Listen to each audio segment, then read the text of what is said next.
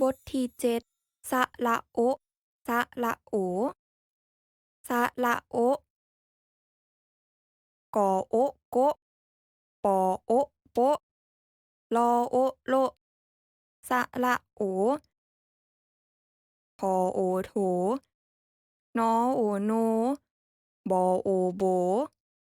ฝึกฟ้องเสียงมีวรรณยุกต์อโอโอไม่โทโอบอโอโบไม่โทโบ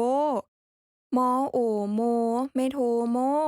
ฟังและเว้าตามคำศัพท์ตอโอะโตะโต๊ะทอโอโถ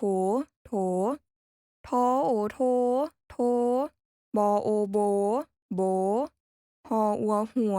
นอโอโนหัวโนหมออากมากมอโอโมมากโมกออกกกพอโอโพกกโพกออากะปอโอโปะกะโปะมอโอโมหอโอหูโมหูอ่านคำศัพท์ลุมนี้โต๊ะกะโปะโถโทหัวโนหมากโมโบกกโพโมโห